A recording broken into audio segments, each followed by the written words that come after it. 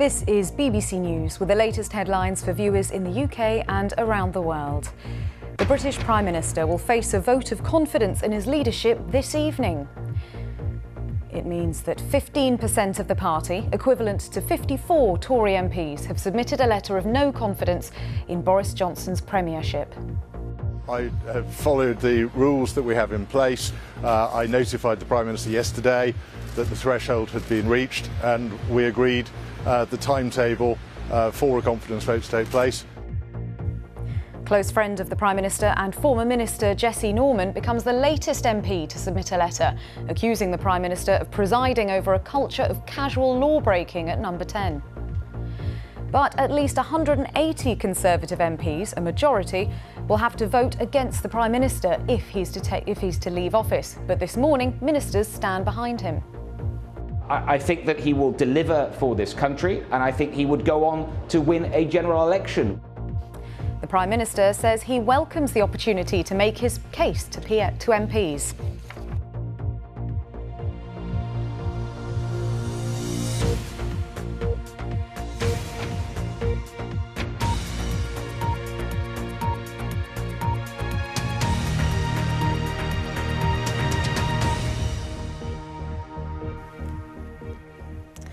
Welcome to BBC News. Within the last hour, it's been confirmed that the Prime Minister, Boris Johnson, will face a vote of confidence in his leadership of the Conservative Party.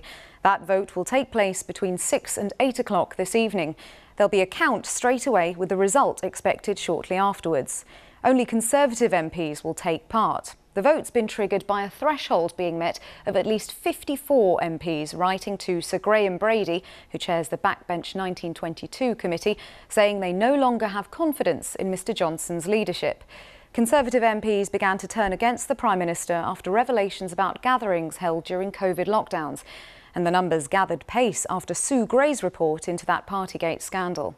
We'll be talking to our political correspondent shortly, but first, let's hear Sir Graham Brady's announcement this morning. Sure, I'm not making a statement. I've sent out a written statement. I'm really here to answer any questions you have on the process or procedure. I'll say what was in the written statement if it's helpful to you, which is simply to say that the threshold of 15% of the parliamentary party seeking a vote of confidence in the Prime Minister has been passed. Therefore, a vote of confidence will take place within the rules of the 1922 committee. That vote will take place this evening in the House of Commons between 6 and 8 o'clock, and we will announce the result shortly thereafter. There will be arrangements for proxy votes for any colleagues who can't be present in person in Westminster, and we'll notify colleagues of those arrangements in the near future. Did you communicate the news directly to the Prime Minister? How did he react? I'm not going to go into detail of that. I have followed the rules that we have in place. I notified the Prime Minister yesterday that the threshold had been reached, and we agreed the timetable for a confidence vote to take place. And he shared my view, which is also in line with the rules that we have in place, that that vote should happen as soon as could reasonably take place, and that would be today. I don't divulge that, but the threshold of 15% has been passed. And when was the threshold passed? It's slightly complicated because some colleagues had asked specifically that it should not be until the end of the Jubilee celebrations. So did some of them post-date their letters so as not to interrupt the Jubilee? I think that's not a bad description of what was taking place. And that's when the threshold was breached? Therefore, we reached the point where I could communicate with the Prime Minister yesterday, which I did, and as I said, he agreed with me that we should conduct the vote as quickly as we reasonably can. Will the Prime Minister have a chance to address the 1922 committee? It's always an open invitation to the Prime Minister to come and speak to the committee, so if he wishes to, we will arrange that meeting this afternoon. Have you put one in yourself, a letter? I'm not going to answer that question, but I think technically it would be possible, but it would be a slightly odd thing to do. Are you surprised at the speed with which Number 10 is moving? You've seen a few of these come and go, these events. I'm not surprised by the speed. Our rules say it should be done as soon as is reasonable in the circumstances. When we held a vote on Theresa May's position in December 2018. We spoke the evening before and we held a vote the next day. So I suppose it's in line with recent precedent, and I think it's good for everybody to get these things out of the way as quickly and efficiently as possible. How long could a contest actually take if there is one at the end of this? I'm not going to speculate about leadership elections. We're holding a vote of confidence and it will take place today, and you will have a result this evening. You mentioned there's lots and lots of speculation. Is there a feeling in the Conservative Party that it would be good to clear this up? Well, a confidence vote obviously will provide a clear answer. The party will have confidence in the leadership or not have confidence in the leadership. That's the question that will be before my colleagues today. And if he survives, can you confirm that he is safe for another year, or is there a possibility that the rules could be changed? Technically, it's possible for rules to be changed, but the rule at present is that there would be a year of a period of grace. So that was the chair of the 1922 committee, Sir Graham Brady, speaking in the past hour, making that announcement. Well, let's have a look now at how Conservative MPs initiated this leadership challenge. At least 54 of the 359 Conservative MPs in the Commons, that's 15%, have written letters of no confidence to Sir Graham Brady. And a committee, that's the chairman of the party's 1922 committee, that's a committee representing backbench Conservative MPs. A vote of no confidence in Boris Johnson has been scheduled for this evening between 6 and 8 o'clock tonight, and Conservative MPs will vote in a secret ballot. Under current rules, if more than 50% of all Tory MPs vote against the Prime Minister, he's ousted and can't stand as a candidate in a new leadership election. If MPs vote in support, he can stay as party leader and Prime Minister, and the rules state that no new vote can be triggered for 12 months. But this morning, Sir Graham Brady acknowledged that Boris Johnson won't necessarily be safe even if he survives tonight's vote. He said technically it's possible for the rules to be changed. As we've been hearing, a spokesperson for Mr Johnson's office says he welcomes the opportunity to make his case to MPs. The former Treasury Minister, Jesse Norman, this morning said he no longer has confidence in the Prime Minister and has submitted a letter of no confidence to the chair of the 1922 committee. Mr Norman published a letter to Boris Johnson on Twitter, setting out his reasons for withdrawing support after backing the Prime Minister for 15 years. He said recent events meant that he can see no circumstances in which I could serve a government led by you. The Conservative MP also said Boris Johnson presided over a culture of casual law-breaking at 10 Downing Street in relation to COVID, adding, "To describe yourself as vindicated by the report is grotesque." A few moments ago, he spoke to my colleague Justin Webb on the Today programme and said Partygate wasn't the sole reason for his letter. But the last few days, the publication of the Sue Gray report and of the Queen's speech have shown that actually the reasons why I'm very sorry that the Prime Minister, to say that the Prime Minister absolutely must step down now or be removed, is because we now have a clear picture of a much wider set of concerns. And they are not just about Partygate, although that is a concern. They are also about core policy issues, including Rwanda and Article 16 and the potential breach of the Northern Irish Protocol, both of which I think would be are illegal or potentially illegal. So you've got that. You've also got a deep concern about the way in which policy is being conducted, which is to create dividing lines and cultural war and political disagreement just at a time when we need unifying, inclusive, energetic, positive leadership. And of course, you also have the constitutional question, which is this gradual centralisation of power in number 10. And no one who understands our constitution could think that's a good idea. Our Prime Minister is not a president. Boris Johnson is not a president. And it would be a very serious mistake to consider him as such or to treat him as such.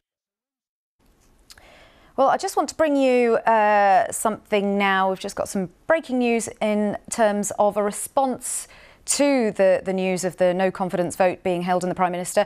A response from the Chancellor, Rishi Sunak, who has tweeted a message of support for the Prime Minister. He says, from the vaccine rollout to our response to Russian aggression, the PM has shown the strong leadership our country needs, as you can see there on screen.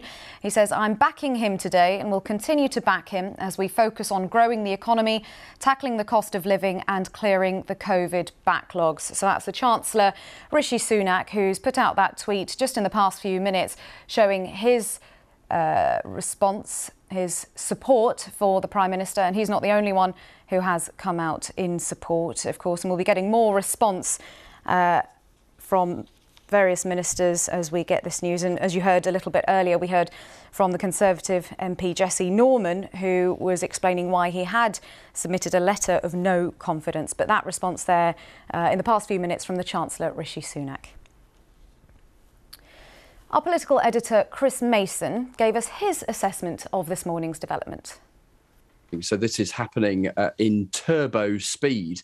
Not only has the threshold been met, 15% of Conservative MPs writing to that senior backbencher Sir Graham Brady saying that there should be a vote of confidence in Boris Johnson, but a decision taken between Sir Graham Brady and Downing Street that they should get on with it. And the Prime Minister is keen to get on with it, to try and get it out of the way. There is confidence in Downing Street, in fact, across the party, including among sceptics of Boris Johnson, that he is likely to win the vote of confidence. But the bottom line is a vote of confidence in a political leader is never a good thing for a political leader, because even if they win it arithmetically relatively comfortably, politically it is damaging. The very act of it happening is damaging. And there'll be a number tonight where we know how many Conservative MPs would rather somebody else was the Prime Minister. And it's an anonymous vote, which means those who might not be tempted to say very much publicly because, you know, they worry for their own prospects, can still cast a vote against him in private. So the vote happening between 6 and 8 o'clock this evening. The Prime Minister will address Conservative MPs during the course of the day. As you mentioned, he has already been in touch with them. We'll have a result in the middle of the evening tonight, and Downing Street will hope they can put this behind him. But very, very rarely do leaders manage to be able to put votes of confidence behind them. They usually stalk them into the future, even if they win.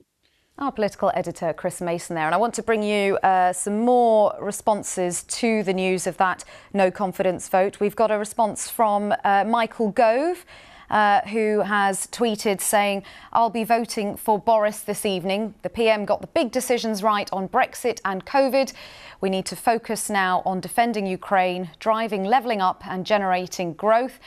We need to move past this moment and unite behind Boris to meet these challenges. So another response from another member of the cabinet there, Michael Gove, showing support for Boris Johnson. And a little earlier, I brought you the response from Rishi Sunak as well, also showing support. Well, let's hear now what the Health Secretary Sajid Javid had to say earlier this morning. I think that he will deliver for this country, and I think he would go on to win a general election with an ambitious programme for continuous improvements to whether it's to our health service, it's to housing, it's to help with the cost of living challenges. And he's getting on with the job right now. My understanding, I think he's even got a call later this morning with President Zelensky because we've got war in Europe, and we've responded strongly to that, very strongly, because of the Prime Minister and his understanding of the importance of this. So look, it's all about delivery. That's what I'm focused on. That's why I'm at this hospital today, and that's what the British people want to see. The Health Secretary Sajid Javid there, just to make clear, that was before the announcement. But let's go to Westminster and to my colleague Victoria Derbyshire, who's there now. Victoria, what's the latest? Hi, good morning. The latest is that there is a vote of no confidence in the Prime Minister tonight, and Conservative MPs are returning from their constituencies after the Jubilee weekend, and they will take part in this vote of no confidence. I think it's worth just pausing for a moment and just talking through what's happened so far today. At about 6:30 UK time this morning, our political correspondent Helen Catt was on BBC Radio 4 when she was live on air when she received a text from a Conservative MP who doesn't support the Prime Minister saying that a no confidence vote was imminent. So that was about 6:30. About 7:30 on BBC Breakfast, we heard the Health Secretary Sajid Javid saying he thought a vote was likely. Then between 7:30 and 8, we had a former minister, Jesse Norman, release A pretty devastating letter to the Prime Minister. Jesse Norman is Conservative MP for Hereford and South Herefordshire. And in the letter, he said that Boris Johnson had presided over a casual culture of lawmaking, and Mr Norman did not support Mr Johnson anymore. And then 8:15 UK time, the man in charge of essentially this kind of contest, a man called Sir Graham Brady, a Conservative MP, announced live on BBC Breakfast the threshold for a no confidence vote in the Prime Minister had been reached, and he was asked if some of the letters had effectively been post-dated, i.e. Conservative MPs had sent their letters or emails to Mr Brady, perhaps before the recess of the last 10 days or so, perhaps before the Jubilee weekend, but had put yesterday's date on or perhaps this morning's date on. He said, yeah, that's a reasonably accurate description.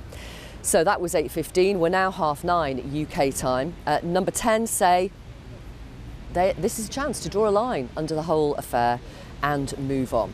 We're going to talk to a Conservative MP who came back to Westminster last night from his northwest Leicestershire constituency. He's called Andrew Bridgen. Mr Bridgen, good morning to you. Just do step into shot here for our viewers on BBC News and BBC World. Good morning to you.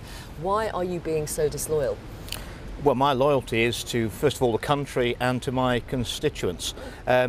In the UK, we don't vote for a president or a prime minister. The prime minister is there by being the leader of the party with the most MPs after a general election, and he remains prime minister while he maintains the confidence of those MPs. And tonight we're going to have a vote and see if Boris Johnson maintains that confidence. This is a man who, in 2019, won you an 80-seat majority, won you myriads of former Labour seats. He certainly played his part in with the election campaign. He played his part? But aren't you diminishing the role he actually played in the 2019 general election? Boris Johnson is a great campaigner, but with it comes a certain amount of baggage, and it's up to the parliamentary party to see whether the pros and the cons balance each other out or which way it tips. We'll see the vote tonight. What is it that's led you to get to this point? Because you had put in a letter of no confidence to Sir Graham Brady previously, then you withdrew it, then you put it back in. I mean, You can't really make up your mind about this guy either. No, I was very clear in January that the Prime Minister should have resigned in January. It was clear that Partygate was going to grow and grow and run and run. I don't think during the peak of the Ukraine war, the invasion by Putin's Russia, that was a good time to have a leadership election. I told Number 10 that if there were an election tomorrow, I was in the invidious position because of the international situation. I would have to vote confidence in the Prime Minister, therefore I couldn't leave my letter in. We're not in that situation now. You do know the war in Ukraine is still going on? We've had the Sugar. Our policy is set on that, and we're shipping in the heavy arms now. And who's responsible for that policy? The Conservative government. The Prime Minister? And the Prime Minister, yes. Right, but yet you still want him gone? At the end of the day, most of what's happened over the last 6 months in Number 10, policy has been set to sustain the position of the Prime Minister, one man, not the country. And that is not going to stop now. We've got the Privileges Committee won't report on whether the Prime Minister deliberately misled Parliament by October. This will have been running on for almost a year, distracting the government. That's no way to run a government. And quite honestly, I think the public are exasperated with it. I'm still not clear what it is that's led you to this point. I don't think you can be in charge of setting the rules during lockdown and then blatantly allowing people under your direct leadership to break those rules. You knew that. Forgive me. You knew that in January. You knew that when he got the fine. Yes. Then you said war in Ukraine was not the right time. I don't get why you're here now. Well, because also what we've actually seen now is, I objected to the way that Number 10 used the fear of COVID to drive compliance with draconian measures during the lockdowns, which clearly those in Number 10 were not scared of catching COVID, were they? There was no social distancing, as we saw in the Sue Gray report. There was no face masks, yet compliance by the public was driven by fear, and I don't think that's forgivable. Okay. So this is about the behaviour of the Prime Minister, the character of the Prime Minister, rather than policies. I'm unhappy with some of the policies we've brought in. I think. Sorry, you're happy or unhappy? I'm unhappy with some of the policies. such as the national insurance increase at a time of a cost of living crisis coming, increasing the burden of taxation. I can't see the sense at all in raising corporation tax. In the 12 years I've been an MP, we've dropped corporation tax from 30% to 19% and got more money in. I'll defy anyone to tell me we're going to get more money in by putting it back up to 30% now. And also, basically, Sorry, I don't think corporation tax has gone up to 30%, 25%. Universal benefits, £400 to every single person, every single householder. To help with the cost of living crisis. Well, let's not take so much tax off people and leave them to look after themselves. Now you've got millionaires who are going to be, with multiple householders, getting £400 for every house they own. I can't see that that's either fair, equitable or a good use of government time to tax everybody so much that everyone has to be on benefits. That's not a Conservative policy. Isn't this more about self-interest from not necessarily people like yourself? What's your majority in North West Leicestershire? 20,400. OK, so I mean, it's not impossible that that could be overturned at the next general my seat's delivering the highest economic growth in the UK and will continue to do so. Well, so you say, but I haven't independently checked that, but fair enough, I'll take your word for it. But we've got the by-election in Devon coming up, Tiverton. The former Conservative MP Neil Parish, who said he watched pornography on his phone in the House of Commons while researching tractors, has a majority of 24,000. It might be overturned by the Liberal Democrats. That's what the bookies are saying, that's what the pollsters are saying. In Wakefield, in the north, a former Labour seat up until 2019 from 1931, much smaller majority, 3,500. And there are other MPs around the country who are thinking, oh, I might lose my seat if Boris Johnson carries on as Prime Minister. That's what it's about, isn't it? Self-interest. Well, certainly not for me. Ultimately, we all answer to the public, however big our majorities are. And as you know, there are no such thing as a safe seat anymore. We lost in North Shropshire, didn't we? Yeah. Well, that was considered a safe seat. So, there's an old saying, when the public are scared of the politicians, it's tyranny. When the politicians are scared of the public, that's democracy. Now, we're in democracy. OK, but in this democracy right now, people are worrying about how to put food on the table for their kids. People are making horrific choices between whether to put the heating on when it's a bit cold, like it is today, or to actually buy some tea for the family. And you lot are navel-gazing and thinking there might be a leadership contest in the Conservative Party if Boris Johnson loses. But that doesn't stop the government functioning in the meantime. Of course it does. Of course it does. You've just said that the Prime Minister of the government seems to be set on literally sustaining the survival of the Prime Minister, and that's gone on for 6 months. A leadership contest might happen in the summer. That goes on for weeks, if not months. Well, we're going to have summer recess in the summer, aren't we? That's the ideal time for that leadership election. But ultimately, we are where we are. The Prime Minister could have taken a decision in the national interest and resigned in January as Partygate broke. I think that would have been a better solution for him, certainly for the country, for the government and for the Conservative Party. So what do you say to constituents and other voters who are thinking this is so, well, let's use Nadine Dorris's words. She's the Culture Secretary. She described people like yourself as narcissistic. Well, there's a word. Well, does it? Are you? Is that what you're doing? I think we're acting in the government's ultimate interest, and that's in the interest of the country. We can't carry on like this. Partygate isn't going to go away. It's going to drag on. It'll be nearly a year. I say the old adage was 6-7 days on the front pages. You had to resign. This has been 6 months, and it's not going away. And also, I don't believe the public are going to forgive and forget those breaches of the rules at number 10 during the lockdown.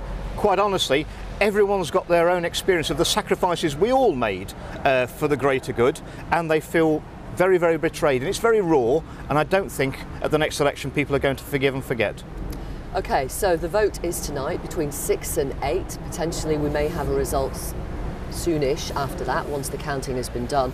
Is the Prime Minister going to win this no confidence vote? I don't know. I can't speak for colleagues. What do you think? What's your gut?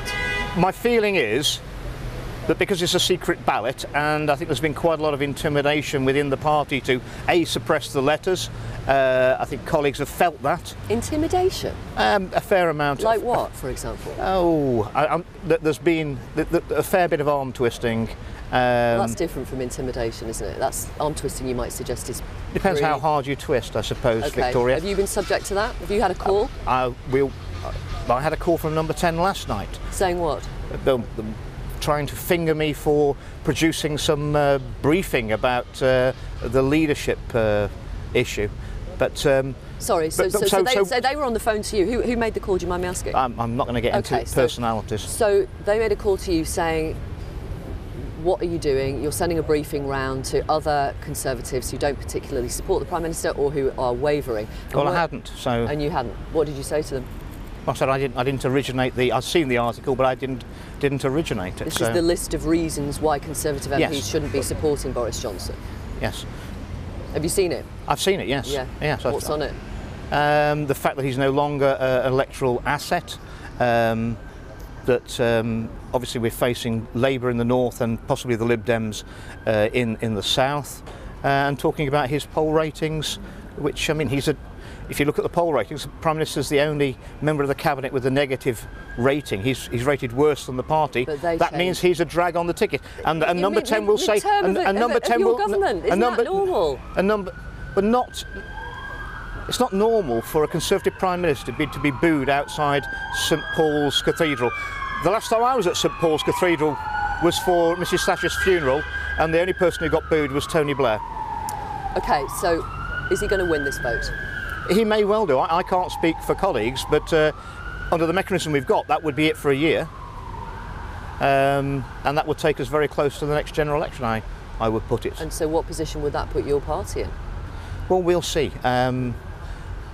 I would bear in mind that the rules of the 1922 committee can be changed. Okay. I think, just for those viewers who want to learn more, that's the backbench committee for Conservative MPs. Yes. What? So you're saying you changed the rules so you could have another pop at him? Well, we threatened that with Theresa May, didn't we? God. With friends like you, who needs enemies? Well, we have to be ruthless, otherwise we'll end up with the socialists in power, won't we? We don't want that. But so with all that entails.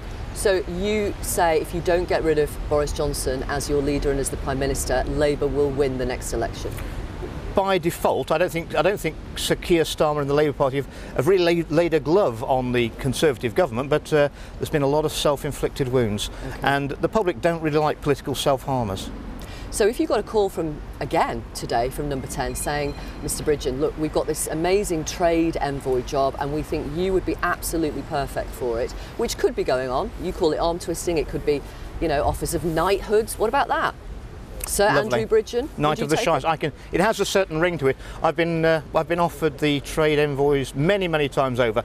That requires you to vote always with the government, and I've never accepted that particular poison chalice. Okay, so the arm twisting won't work with you. Thank you very much for talking to us. Thanks for giving us your time. What happens today then? Do you all just sort of gather and gossip? No, there'll be a committee room set up, normally probably committee room 14, where the 1922 committee normally meet, and there'll be a ballot set up there. You'll go in, you'll be checked off a list to make sure you only vote once. You'll be given a ballot paper and you will go into a little booth and fill it in as a secret ballot. Yeah. And you put it in the ballot box yourself. And how long do you think it'll take them to count? Well, they'll have to check it, but I mean, you know, there's only 300 and whatever it is, 60, 80. Yeah. Okay, thank you very much. Thank you for your time. I think they'll do it very carefully. I don't think they'd want to make a mistake. I don't think they would. Thank you for your time, Mr. Thank you. Cheers, thank you. So that's where we are. That's one Conservative MP who will definitely not be supporting the Prime Minister in a no confidence vote tonight. And we imagine that we'll be able to talk to more as they return from their constituencies today to find out in which way they're going to vote. Of course, as Mr Bridgen said, it is a secret ballot. So Michael Gove, cabinet minister, has already come out this morning to say, of course, he will be supporting the Prime Minister. You would expect the Prime Minister's top team to say that publicly. But actually, Michael Gove can vote any way he likes once he gets into that committee room. The Foreign Secretary Liz Truss has just tweeted, the Prime Minister has my 100% backing in today's vote, and I strongly urge colleagues to support him. Of course, the Foreign Secretary would be a potential leadership candidate if we get to that point. Let's bring in our political correspondent, Helen Catt, who is back with us. I think you might have to come in a little bit there, Helen. Right, OK, so it's happening, and it's happening perhaps a little bit more swiftly than people thought after the Jubilee bank holiday weekend. Yeah, well, the interesting thing earlier, wasn't it, was that Sir Graham Brady said that some of those letters that had gone in, some of the 54, were in effect post-dated, that there hadn't been any appetite, and we knew that last week, there wasn't any appetite to disrupt the Jubilee celebrations. So some of those had gone in last week but were post-dated to today, and that's why it's sort of all come in a big rush this morning. So there certainly had been a feeling in Westminster that when it happened, if it happened, it would happen quickly. Whether they were expecting it, quite so fast as 8 o'clock this morning, maybe perhaps not quite that fast, but yeah, it's happening. So Sir Graham Brady actually notified Number 10 yesterday afternoon, we think, yesterday evening? So this is part of the process. So once the letters are reached, the way that the contest, the vote of confidence works is that then Sir Graham Brady contacts Number 10, he contacts the Prime Minister, and they come up with the timescale for running the vote. Now, it is usually very swift. We've seen that in the past, that it usually happens within hours or certainly days of that threshold being reached. Obviously, they've decided that they are going to do it all in the one day today to get through it so that it doesn't drag on. So the actual ballots will take place between 6 and 8 this evening. They'll then count the votes and there'll be an announcement afterwards. And I think when it happened with Theresa May, I think it was sort of an hour or so, a couple of hours after that. So we should have one by the end of today, the result. And really, we have no idea if Mr Johnson is going to win or lose this vote, do we? No, we don't. And that is fundamentally because it is a secret ballot. So it is going to be up to every individual Conservative MP when they are standing there with their ballot paper to decide what they are going to do. And it is a secret ballot, so we can go on what they've said publicly. As you said, we've had several cabinet ministers, for example, this morning coming out to say that they will back Boris Johnson. We've also had some really strong criticism. Jessie Norman, a former Boris Johnson ally, coming out this morning with some pretty strident criticism and saying that he wanted to call that vote of confidence. So we've got what they said publicly, but it's very difficult to gauge how that will translate once it gets into the actual voting, because it may be that Number 10 will say, well, look, we've got a lot of people on what's known as the payroll, so people who are ministers or they are what's known as PPSs, which is another government rank, who would be expected to vote for him, but they can do what they like because it's an individual separate ballot. Exactly. So you can't take that as a given. And there is really, when you talk to Conservative MPs, there is a really mixed mood. There are some who, absolutely do back Boris Johnson 100%. They think he is the right man for the job. But there are a lot of them who either really don't, or those in the middle who are conflicted, and they are genuinely conflicted. Some of the MPs I've spoken to, that actually, they may not have wanted to write a letter to trigger a contest, but they are also finding it really difficult to defend some of the things that have happened in Number 10 over the last few months, and that is a real conflict for them. And today is the day when they are going to have to come down on one side or the other. So I think the expectation is that he will probably win it, but the key thing is going to be looking at the numbers. So it would take 180 Conservative MPs to vote against him to remove Boris Johnson as leader. But if he does win, it's how much does he win by? If those numbers are very close, then that won't do what Number 10 hopes will happen, which is to draw a line under things, because it risks chipping away at his authority. Right. So he could win by one vote. He could. And do MPs really think he would resign as Prime Minister if he's won, even if it's by one vote? I think there would be enormous pressure on him to do so, but ultimately it would be up to him. And certainly the sort of talk in Westminster is that nobody really expects that Boris Johnson would resign in that scenario. So I think, again, it will totally depend on what the numbers look so like. So if the margin is small, it does make it very tricky for him. It means potentially his authority continues to drain away. Yeah, and as we saw, even just the fact of having a confidence vote can do that too. If you think back to Theresa May, she won the confidence vote in her leadership, but she didn't last very much longer after that. She resigned 6 months later. Yeah, exactly. So even the fact of having one can produce that effect as well. So a lot will depend on what those final numbers are this evening. Okay. Thank you very much for the moment, Helen. Obviously, we're going to talk to many more guests throughout the day. I think there is a tweet from Dominic Raab, who is the Deputy Prime Minister. I don't know what it says, but hopefully our audience can show you the actual tweet. I've got it now. The Prime Minister has got the big calls right securing vaccines, firing up the economy and standing up to Putin. So that's the Deputy Prime Minister and Justice Secretary.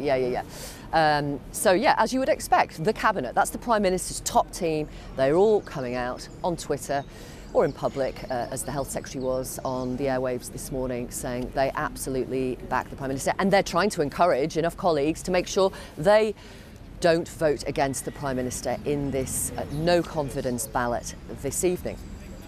I think we're going to talk to a pollster now, who is James. Are you mic'd up? Has he got a mic on? Yeah. Perfect. Come in, James Johnson. Good morning to you. You're from an organisation called JL Partners, and you have done what I consider to be a relatively small sample of polling in Wakefield, but nevertheless it's incredibly interesting. It's also an online poll. It was 500 people in Wakefield over a period of time. This is obviously important because this is where the by-election is on the 23rd of June, as well as the one in Devon, I beg your pardon. The Conservative MP there had to resign after being found guilty of sexually assaulting a teenager. Tell us what you found. Yeah, so we did this poll in Wakefield and it showed Labour taking a 20-point lead over the Conservatives. Now, for context, last time Labour was 7 points behind the Conservatives. It was one of those key seats that Boris Johnson gained in 2019. The main reason that people gave for voting Labour, including the swing voters, was Boris Johnson lied over Partygate and tried to cover it up. The second most prominent reason was Boris Johnson is out of touch with working class people. So a very bad result for the Conservatives if that's replicated in 2 weeks' time, but also a result that is, in voters' minds, linked to the Prime Minister. Right. And as you know, we've heard Cabinet Ministers over the last 24 hours saying, look, the only poll that counts is the poll on the day. We'll see what people say. I mean, how trustworthy are these snapshots of opinion? Well, certainly I think something like the last nine constituency polls that we've done have been right or within the margin of error of being right. We're pretty confident this shows something real. Labour only need a 4% swing to win that seat. That would actually be a very small... The majority is actually like 3,500. It's pretty small, isn't it? It's pretty small. So a swing is not implausible at all? Yeah, quite. I think it's pretty nailed on that Labour are going to gain the seat. Right. The question is it going to be by a big enough margin to really, concern Conservative MPs? And I think we're going to see that happen. Tiverton and Honiton, another by-election coming up on the 23rd. That's a little bit tighter. That really could go either way, potentially too close to call. That's between the Conservatives and the Lib Dems? That's between the Conservatives and the Lib Dems. And the former MP there has a majority of 24,500, so that's a huge majority to overturn. But yet we saw that in North Shropshire, for example. Yeah, and the really interesting thing is the swing needed, so the amount of votes that need to transfer over to the Lib Dems from the Conservatives for the Lib Dems to win Tiverton and Honiton in 2 weeks' time is actually smaller than the swing needed for Chesham and Amersham and the swing needed in North Shropshire, both, of course, seats that the Lib Dems gained. So real concerns for the Conservatives there too. OK. I don't know if I can ask you broader questions, but is there a reason why Conservative MPs have not waited until the outcome of those two by-elections? Yeah, I think Conservative MPs have probably made the judgment that they're probably going to lose those by-elections anyway. Right. And it's strange how these things work, right? It's all about momentum, and clearly Conservative rebels feel that they have momentum at the moment. I think that booing moment that we saw over the weekend on the steps of St Paul's Cathedral, although people making great judgments about that always frustrates pollsters like me who would rather go with data, it clearly was a crystallising moment for a lot of MPs that summed up Boris Johnson's popularity in the country. The key number for me is the percentage of people who feel that Boris Johnson is trustworthy. Right. Now, throughout 2020, throughout 2021, Conservative voters said by about a margin of 55% to 25%, margin of about 2 to 1, that Boris Johnson was trustworthy. That, since mid-January, has completely flipped. Now, Conservative voters, not Labour voters, not the public as a whole, but those who voted for Boris Johnson in 2019 now say by that same margin that Boris Johnson is untrustworthy. That trust with the electorate has snapped. I think a lot of Conservative MPs are going to be thinking about that when it comes to how they'll vote today. What's that figure again? So it's 55% trustworthy, 25% untrustworthy in 2020 and 2021. Yeah. And now it's 55% untrustworthy, 25% or so trustworthy. And that was just in Wakefield, was it? That was Conservative voters across the country. Oh, across the country, I beg your pardon. OK. OK, well, that is interesting, isn't it? And it's with the Leave voters as well. You saw trustworthy ahead for the Leave voters throughout the last 2 years. That's now flipped too. And I think if you're losing, the trust of the voters, then that is a real issue. It's not just trust, though. It's also strength. Whether people feel that Boris Johnson can get things done, whether they feel he can deliver in their local area. even if Partygate receives some of the news, we're going to see those impacts continue in terms of how people view Boris Johnson. Sorry, when did you do your online polling in Wakefield? What dates? So Wakefield was 13th of May to the 22nd of May. So the fieldwork ended on the day the Sue Gray report came out. So it would be good to go back there actually and ask, now that the Chancellor has announced this extra help for millions of households across the country, which absolutely will help them pay their energy bills. It will make things a tiny bit easier. It's still things are going to be expensive because of the rate of inflation, but it will be interesting to see if that announcement is making an impact. Yeah, but I think on all the evidence we've seen in the national polls, I don't think there's much sign of that happening. Since the Why do you think that is then? So since the polls came out, we've seen actually a slight worsening of the position nationally. We haven't seen the cost of living crisis making an impact. The reason is you mean the announcement for extra help? Since that cost of living announcement came out, we've actually not seen the polls change. Since the Sue Gray report, which is when we finished doing the Wakefield poll, we've actually seen the position worsen overall. Okay, so why do you think the government is not getting credit in the polls for that emergency budget the other week? There's two words: Boris Johnson. Really? They do not trust the messenger behind the policies. And it's really interesting because you saw this happen with Jeremy Corbyn back in 2019. People liked the individual policies, they were popular, but they didn't trust them when they were attached to Corbyn. I think we're seeing Boris Johnson become a kind of Conservative Corbyn. People like the policies, they like that cost of living announcement, even other things like the return to imperial weights and measures or health announcements this week.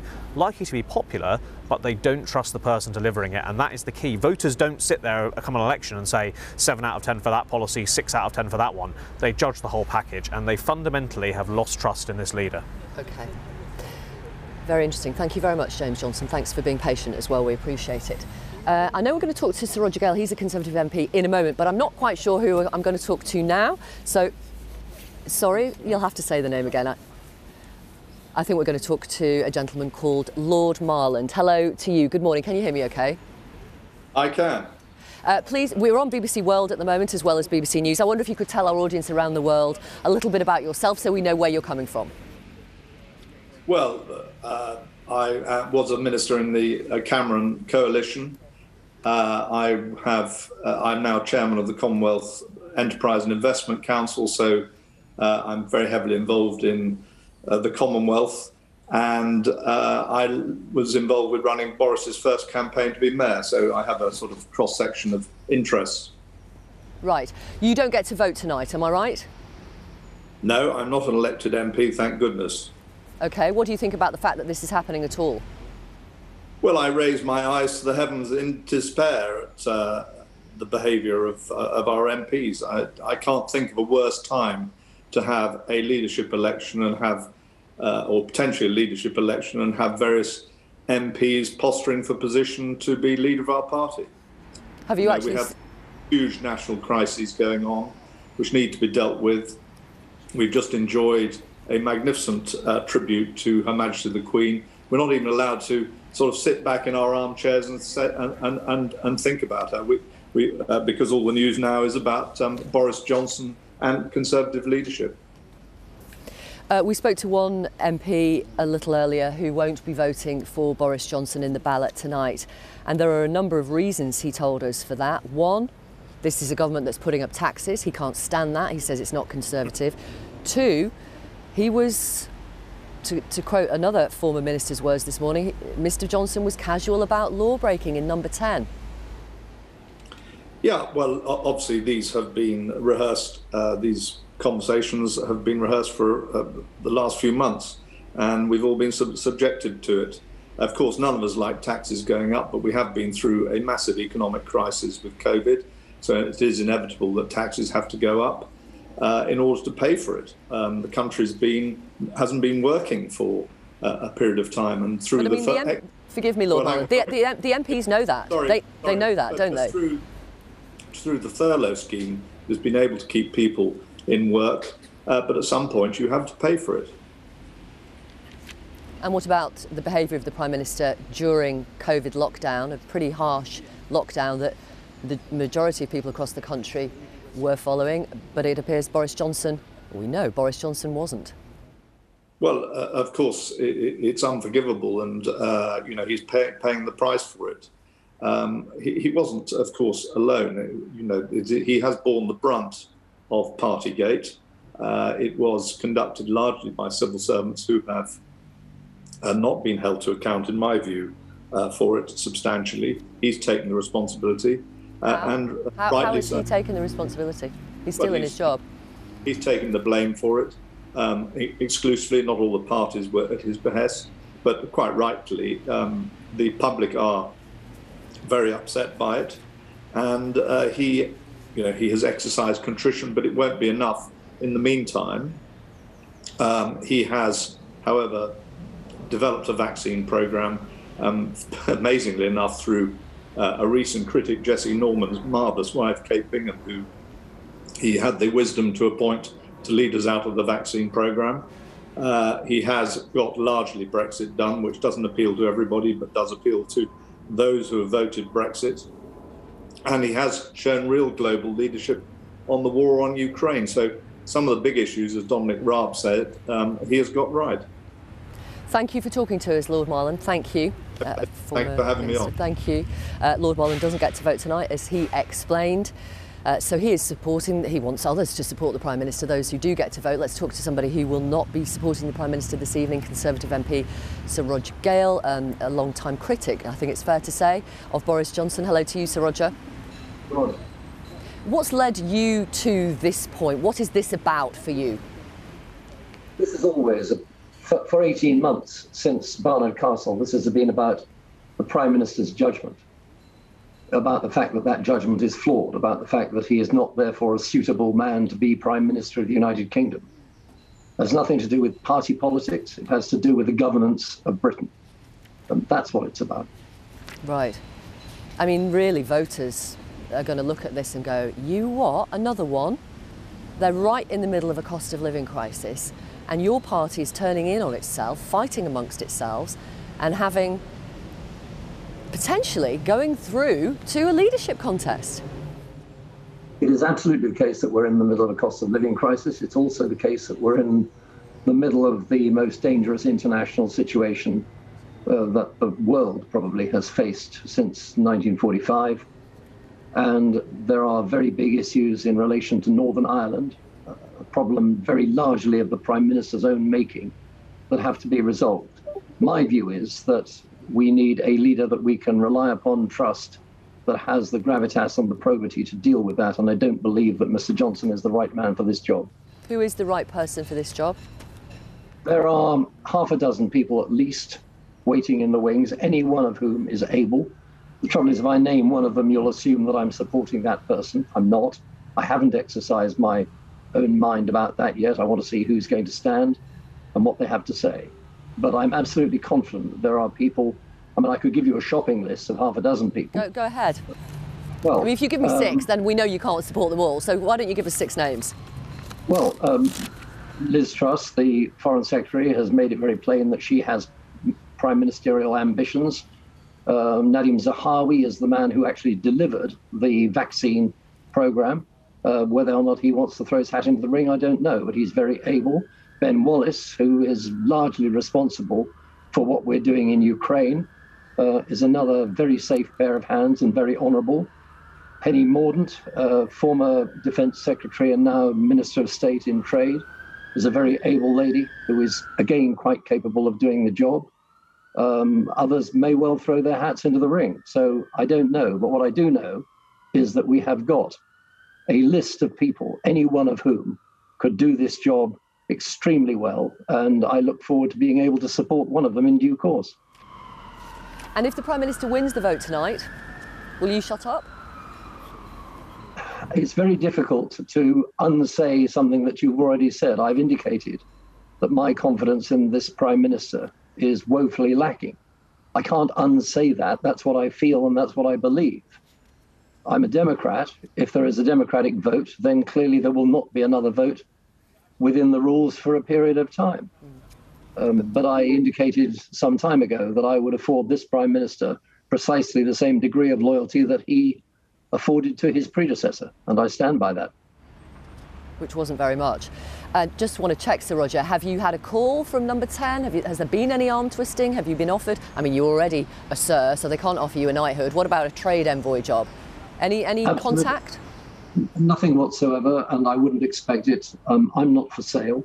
I'm acting on my own. I'm not canvassing support or opinion from colleagues, but I wouldn't expect number 10 to be in touch with me. And the whips, as always, I should have to say, have treated me with total courtesy.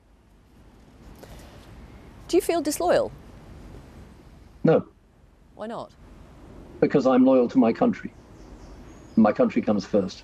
And this is the country that gave you an 80-seat majority in 2019 with Boris Johnson as your leader.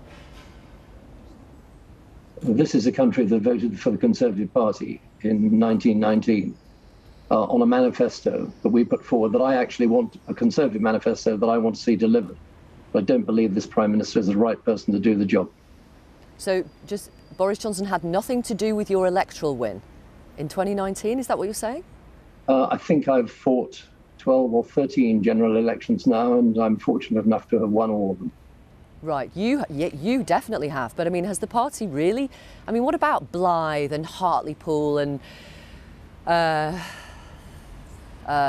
Bury and places in Staffordshire? I mean, there are so many, I actually can't remember them all, that went from Labour. I think it's fair to say that that was a referendum on Brexit again.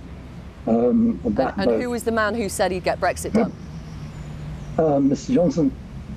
Excuse me, Mr. Johnson said he got Brexit. He had got Brexit done. Well, Brexit isn't yet done. We've got the small issue, forgive me for reminding you, of the Northern Ireland Protocol, which is potentially leading to the breakup of the United Kingdom, which is a document that Mr. Johnson not only signed himself voluntarily, but campaigned upon and now wishes to tear up. I know, I'm well aware of that. That is a very serious issue. Yeah. Thank you very much, Sir Roger. Thank you, Sir Roger Gale, who has been a long-time critic, really, of the Prime Minister. We have got, I think, a tweet from the Education Secretary, I think. I can't see the tweet. Haven't looked at my phone for about half an hour because I've been live on air. But I think Nadeem Zahawi is likely to be, yeah, he's obviously supporting the Prime Minister. People do not vote for divided teams. The Prime Minister has got the big calls right. We must get behind him and deliver on our promise to level up. Let's talk to Shadow Health Secretary Wes Streeting, who is here for Labour. Good morning to you, Mr. Streeting. Thank you for talking to us. What's your reaction that there is a vote of no confidence in the Prime Minister tonight? Well, about time, and I salute the Conservative MPs who've had the courage to stand up and speak out about the fact that the Prime Minister is clearly unfit for the office he holds. He broke the rules, he's lied to the country, he's failing to deliver on the priorities of the people, particularly the cost of living crisis, which is really hurting people in their pockets. They literally, 2 weeks ago, announced a multi-billion-pound package to help people across the country, on top of the previous $9 billion which came in the spring statement. They had to be dragged kicking and screaming to do it. They did it. They're increasing taxes on working people, the only economy in the G7 where the government's putting up taxes on working people. And, you know, for weeks and weeks we had the Prime Minister saying we can't possibly tax big oil and gas companies, won't someone think of their profits? I mean, it's ridiculous, and it's an indication of the difference in priorities between the Labour Party, which was campaigning for the windfall tax, and the Conservative Party, which put up taxes on working people. But fundamentally, I don't want the principle and the precedent to stand that a Prime Minister can break the rules that he made and lie about it and get away with it. And so I hope that Conservative MPs will search their consciences before they go to vote this evening, put the country first, because I really think it's a choice between no confidence or no backbone, and the voters will judge them harshly if they show no backbone. If the Prime Minister wins tonight, doesn't that suit Labour as you head into the general election? Because Prime Ministers in previous times have been damaged by leadership contests, even if they've won. Yeah, bluntly, I think if it's a choice at the next election between Keir Starmer leading the Labour Party versus Boris Johnson leading the Conservative Party, brilliant, that's a contest I would relish, but it's terrible for the country. And I genuinely mean it, and Keir Starmer genuinely means it when we say the country deserves better leadership right now. And that's the other thing Conservative MPs need to weigh up. Are they seriously telling the country that Boris Johnson is the best the Conservative Party has to offer? Because that's a script that's been sent around that Conservative MPs are tweeting, saying there's no alternative alternative leader and no alternative plan. Really? What a damning indictment on the cabinet of cronies that are tweeting their effusive support for Boris Johnson publicly while privately acknowledging that he's not up to the job. And what about all those ministers at the lower ranks, and even more so, some of the talent on the backbenches, which Boris Johnson doesn't put into his cabinet because they're not nodding dogs who just go along with anything that Boris Johnson asks them to. I think the Conservative Party's in an absolute mess right now. I think what they really need is a period in opposition to sort themselves out, rethink what they're for, and provide better alternative leadership in the future. But, you know, right now, our job as the Labour Party is to hold government to account, make sure that on things like the cost of living, the huge NHS backlog, which was there before the pandemic, to make sure we're holding them to account on those issues, and to make sure that voters have got a clear alternative at the next election, which we have in Keir Starmer and the Labour Party. Right, on the backlog, that's why the government says they're putting up national insurance to pay for the backlog and to pay for a social care plan, which no government in recent decades has bothered to tackle. So that's the number one thing. That's one of the things you're worried about, the NHS. On the cost of living, you know what they announced a couple of weeks ago. An extra £400 for every single household, an extra £650 for the most vulnerable families, an extra few £100s for pensioners, an extra few £100s for people on disability benefits. You welcome that, be honest. So take those issues in turn. On the investment in the NHS, we've been campaigning for more investment for over a decade. So that's a tick. But it's about where it comes from. We wouldn't be putting taxes up on working people. We think there are other ways of taxing, particularly those areas of unearned income, things like property, shares, dividends, the huge tax loopholes. Don't tell me the Chancellor can't find them. His family's made good use of them. So there are other ways of raising that money for the NHS. And then on to the second set of issues you raise in terms of cost of living, we think we need an emergency budget right now. We need had one. Action. They didn't call it No, that. it wasn't. Come on, it wasn't really a budget. I mean, we need to cut. So hang on, 15 billion extra for people who are struggling. What would you call that then? Well, it was the windfall tax that we called for. We did welcome it. We had to drag them kicking and screaming there, but we got it. You got it. Now we need action on national insurance rises, on business rates, on VAT. Those are things that would really help people in their pockets right now. And, you know, people right across the economy, whether they work in the private sector or the public sector, the biggest issue that families are facing is the cost of living crisis. And Boris Johnson can't be part of the solution. He's part of the problem, putting taxes up. 15 tax rises in the last 2 years. And don't tell me that any of the Conservative MPs in the building behind me are focused on these issues today. There's only one thing they're focused on, their own leadership crisis. There's only one thing that Boris Johnson is focused on, his own survival. And that's not the leadership the country deserves. Can you confirm if your leader and your deputy leader have received questionnaires now from Durham Police regarding the investigation into so-called Beergate? Yeah, that's my understanding. They've had the questionnaires? Yeah, that's my understanding. And look, I think, again, in terms of the contrast between Keir Starmer and Boris Johnson, Keir Starmer's been very clear. If he's fined, he'll resign. That's exactly what I'd expect Keir Starmer to do. I'm going to pause you there because Keir Starmer demanded Boris Johnson's resignation when he was first investigated by the police. And yet Sir Keir Starmer has not resigned when the police investigation started into him. Well, to be fair... How do you reconcile that? Yeah, so to be fair... Is he a hypocrite? No, Keir Starmer called for Boris Johnson's resignation when it became clear that Boris Johnson had lied to Parliament. That's a resignation offence. When the police started their investigation, you know, we were calling for his resignation still. So it wasn't that the police opened an investigation, we called for someone to go. It was more that it was yet another indication that Boris Johnson had lied to the country. And of course, we were proven right. We were vindicated in that. But I believe Keir Starmer when he says two things. One is he didn't break the rules, I believe him. And secondly, if the police find him, he'll resign, I believe him too. And that's the contrast in the integrity of the Prime Minister we could have in Keir Starmer versus the Prime Minister we're lumbered with in Boris Johnson. Thank you very much. Thank you very much. Wes Streeting from the Labour Party, who is the Shadow Health Secretary. We'll bring you more coverage after the bulletin at 10 o'clock, but let's bring you the weather now. Here's Carol.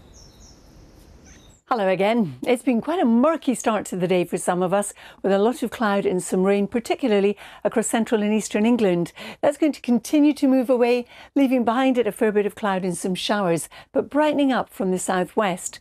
For Northern Ireland, Northern England, a bit of cloud for you, but some bright skies at times, but sunny conditions after the morning's cloud breaks across Scotland with highs of 19 or 20 degrees. Now, through this evening and overnight, we'll see the rain push across southern counties of England, more cloud and some spots of rain coming in across southeast Scotland and northeast England. Elsewhere, some clear skies with overnight lows between 7 and about 14 degrees. So tomorrow we start off with the showery rain in the southeast. That will eventually clear away. The cloud and the spots of rain across southeast Scotland and northeast England, drifting a bit further west. We'll see further showers develop, but there will be sunny spells and temperatures ranging from 11 to 20 degrees.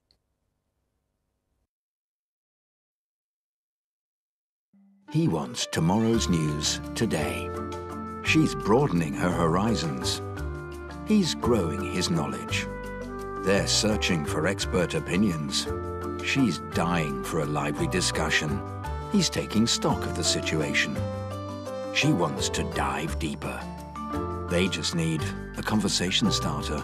Everyone's news all in one place. The Papers, tonight at 10:30 and 11:30 on the BBC News Channel.